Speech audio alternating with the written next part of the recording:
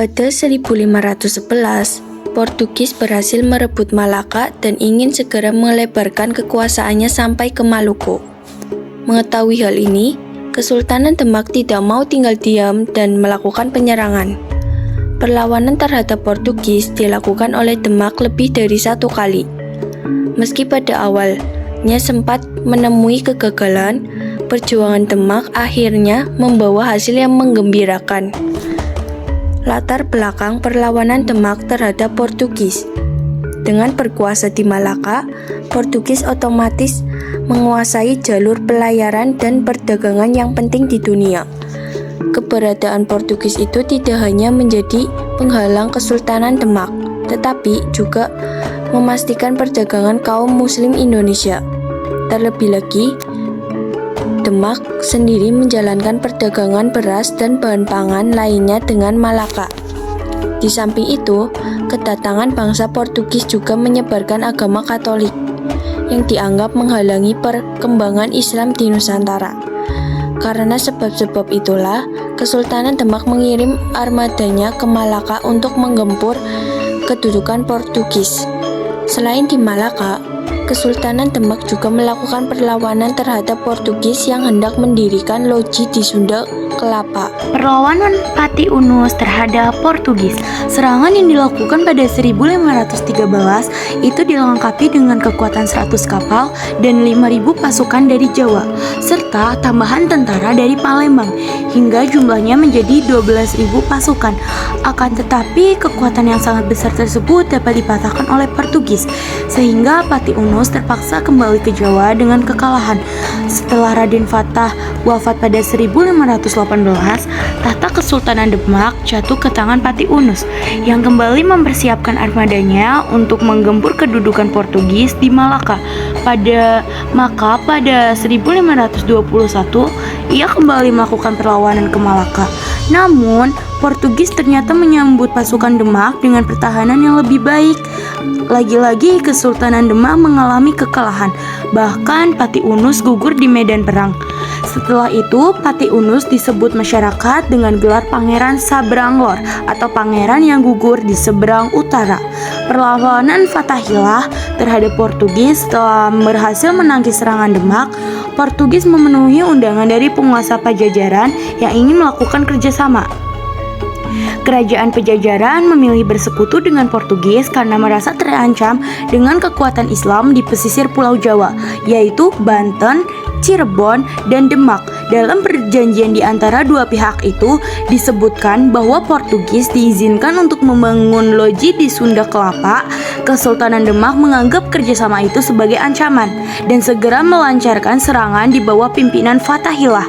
Pada 1527, pasukan gabungan Demak, Cirebon, dan Banten diberangkatkan untuk membendung pengaruh Portugis di Sunda Kelapa. Akhirnya, pada 22 Juni 1527, Sunda Kelapa berhasil direbut oleh Fatahillah yang kemudian mengubah namanya menjadi Jayakarta. Peristiwa itu menandai akhir perlawanan Demak terhadap Portugis.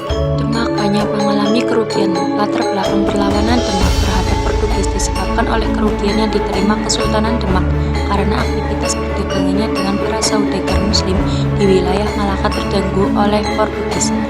Pada akhir abad ke-15, Portugis tengah mencari kepulauan rempah-rempah karena merupakan komoditas dengan nilai termahal di Eropa.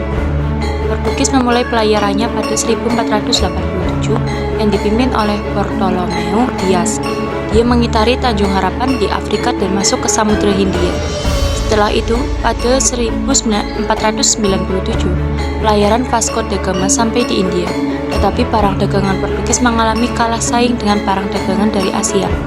Lebih lanjut, Portugis mengetahui bahwa kepulauan rempah-rempah terletak di Malaka sehingga mereka mulai berlayar ke sana pada April 1511.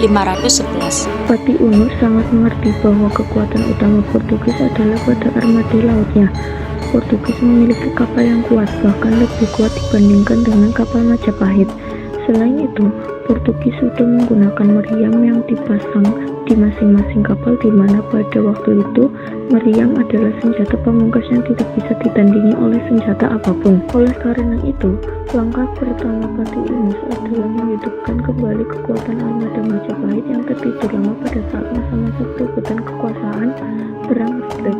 Kapal-kapal baru tersebut juga dilengkapi dengan jet bomb, yaitu meriam isian belakang breech loader, di mana kapal dan jet bomb juga merupakan kekuatan andalan armada Majapahit.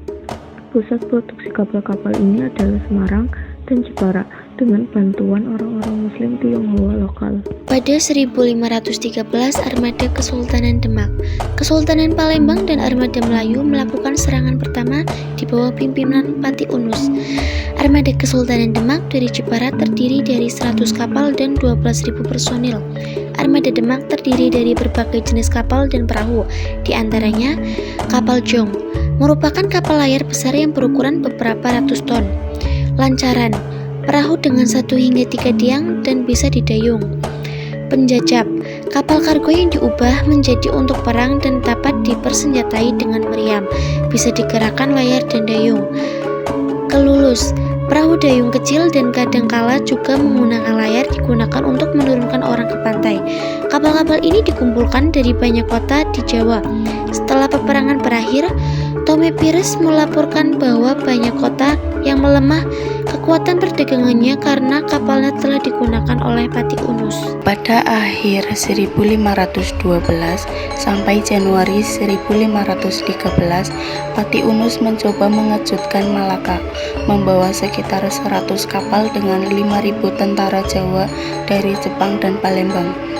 Sekitar 30 dari mereka adalah jung besar seberat 350 sampai 600 ton, pengecualian untuk kapal utama Patih Unus. Sisanya adalah kapal jenis lancaran, penjajab, dan kelulus. Jungjung itu sendiri membawa 12.000 orang. Kapal-kapal itu membawa banyak artileri yang dibuat di Jawa. 177 meskipun dikalahkan, Patih Unus berlayar pulang dan mendamparkan kapal perangnya sebagai monumen perjuangan melawan orang-orang yang disebutnya paling berani di dunia. Ini memenangkannya beberapa tahun kemudian dalam tahta Demak. 56, 70 sampai 71 dalam sebuah surat kepada Alfonso de Albuquerque dari Cananor 22 Februari 1513, Fernão Pires de Andrade, kapten armada yang menghalau Patih Unus.